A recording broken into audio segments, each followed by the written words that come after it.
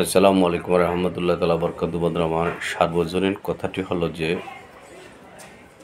সর্বদিক থেকে সর্বদিকের গ্রহণযোগ্যতা বোঝানো হয়েছে। জাতি ধর্ম নির্বিশেষে তার জন্য একটি গ্রহণযোগ্যতা থাকে, তার আচার বিহারে, তার চলনে বলনে, কথাবার্তায়, নেতৃত্বে এবং উদারতা, মানবিক ভালোবাসায়। ধর্মকেন্দ্রিক নয়, ধর্মের ঊর্ধ্বে।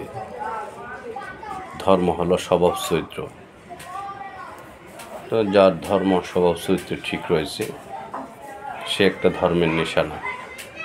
সেই হিসাবে তার ব্যক্তিত্ব, তার আলোচনা, তার চিন্তা চেতনা, কৌশল্য সর্বদিক নিয়েই সার্বজনীন হওয়া চাই সকলের।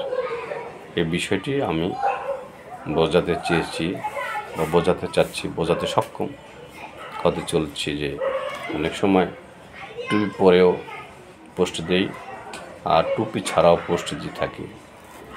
তার কারণ সকলের মাঝে গ্রহণযোগ্যতার জন্য। আমাকে হয়তো টুপি পরে অবস্থা অনেকে ওইভাবে নাও নিতে পারে, আবার অনেকে বাহবা দিবে যে টুপি পরেছে, সুন্নাহ রেখেছে। অবশ্যই সুন্নাহ, টুপি, দাড়ি সব কিছু থাকবে, লেবাস থাকবে, লেবাসটাও থাকবে এবং আমার সারাদিনের দেহের ভিতরের ভালোবাসা, আন্তরিক ভালোবাসাও থাকবে।